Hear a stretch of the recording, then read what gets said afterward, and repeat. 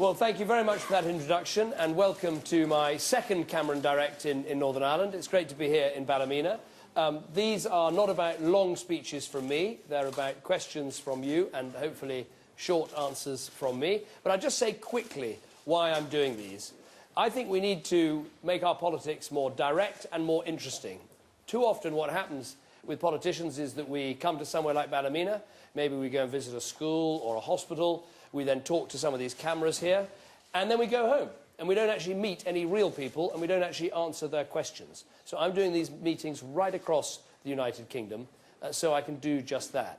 The second reason is that I'm applying for the job of being your next Prime Minister. And I think people have a right to have a look in your eye,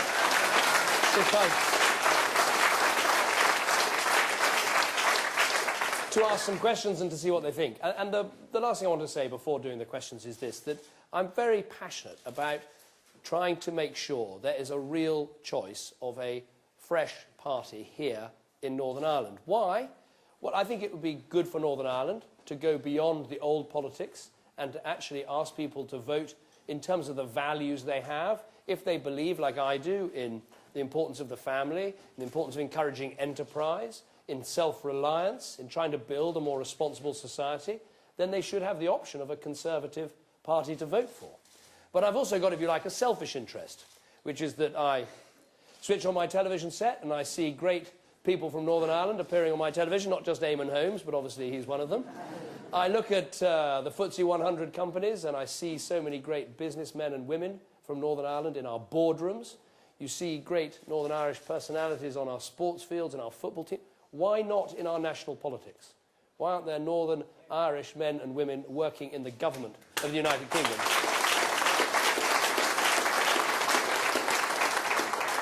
So that's what this is about. Now, who wants to kick off with the first question? Oh, that was very quick. Now, is there a roving microphone, or are we all in such good voice we don't need it? I don't think I need a microphone. You don't need it. I'll be able to hear me, I imagine. There are in the Bible only two classes of people, the quick and the dead. And I'm certainly not the last. May I first of all say how sorry I was to hear about your son. Thank you. Pass on my condolences. The Ulster Unionist Party, which you are associated with, are in government with the IRA Sinn Féin.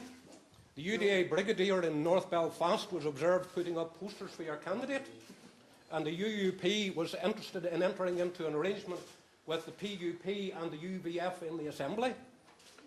Your candidate, Mr Nicholson, has failed to publish his expenses, and Sylvia Herman, your UUP's only member of Parliament... We must have a question, sir. It's a good speech, but I need a question. Yes, but if you hadn't interrupted, I would have asked the question. Was unable to fulfil a boring and simple expenses claim correctly. Is this the sort of party that you wish to be associated with? Thank you very much, sir. Let me try and answer some of those points. First of all, on the issue of who was putting up posters, I'm assured that is not the case, and the information you have is wrong, and I think that's extremely important we get that on the record. In terms of MEP's expenses, it's the Conservative Party in the European Parliament that has introduced the toughest, the most transparent rules for the declaration of expenses, and now that Jim Nicholson is going to be sitting as a Conservative MEP, he will be subject to all those rules and is delighted to be doing so. Let me just say, there is no other party in the European Parliament that has as strict a rule on expenses. Now, let me just talk about this link-up between the Ulster Unionists and the Conservatives. So I want to just explain something. This is not about trying to say, well, of course, if we combine the votes that the Ulster Unionists have with the votes that the Conservatives get, maybe we can just have a few more MPs or Assembly members or councillors. That is not what this is about. This is about trying to create a new force in politics in Northern Ireland that is not about whether you are a nationalist or whether you're a unionist. It's about saying to people, if you share the values that we have as Conservatives, values about supporting the family, values about wanting to set business free to create the wealth we need, values about helping those at the bottom of the rung of the ladder with a stronger voluntary sector, with a helping hand up, values like self-reliance, so we don't let people spend a whole life on benefits. If you share those values, then vote for this party. It's not about a...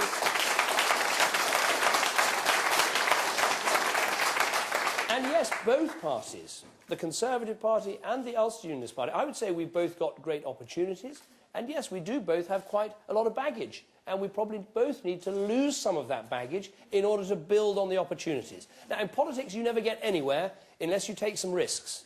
I'm taking a risk doing this link up with the Ulster Unionists. They are taking risks by linking up with the Conservative Party. But if you don't take some risks, if you don't offer people something fresh, if you don't try and bust open the politics of division that we've had for too long in Northern Ireland, we won't achieve anything. And I think it's worth the try. Right. Next question. Gentleman with the glasses. For years, the Ulster Unionists depended on the Conservatives.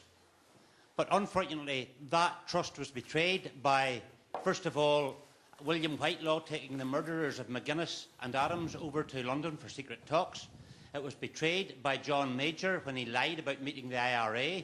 It was betrayed by successive Conservative Secretaries of State. How can we, with the greatest respect, Mr Cameron, depend on your word in respect and in view of the history of the betrayal by the Conservative Party of the Unionist cause in Northern Ireland? Well, that's a very good question, and I'm going to have to do a Tony Blair and take my jacket off to answer it. But we can spend all our time talking about the past, and I know how important the past is in the politics of Northern Ireland, and I don't want to deny that. But frankly, I think the real choice is, do we spend all our time focusing on those things, or do we actually try and face the future and say, look, the Conservative Party is a party of the United Kingdom. If you cut me in two, there is the United Kingdom tattooed through me. I want to keep the family of the United Kingdom together. You may have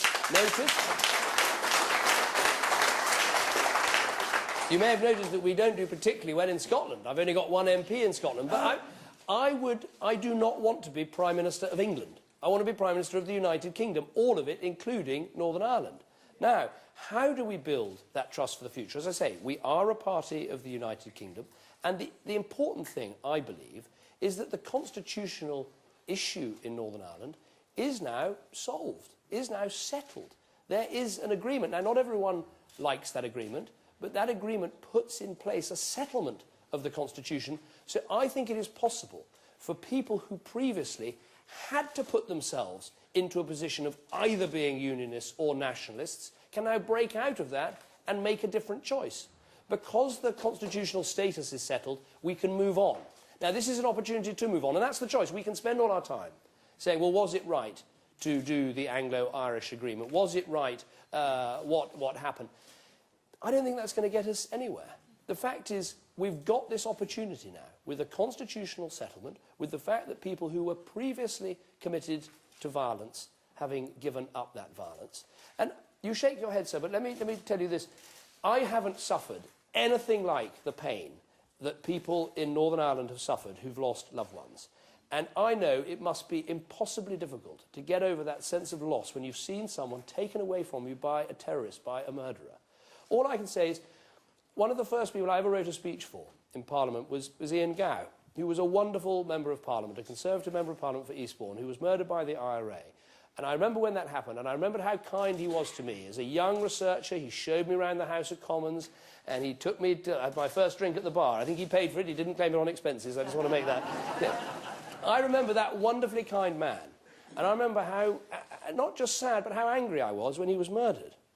Now, those of us, and that's for me because he wasn't my family, but I know that sense of loss. Now, we can just go on thinking about that, or we can say, let's actually build something for the future of Northern Ireland. And I think if Ian Gow was here today, yes, he would agree with you that the Anglo-Irish agreement was a mistake, but he would say, grab this moment to actually have a nationwide Conservative Party that can stand in Northern Ireland and attract people to its banner, because that actually will strengthen the United Kingdom, but also serve people in Northern Ireland, and that's what we should be about.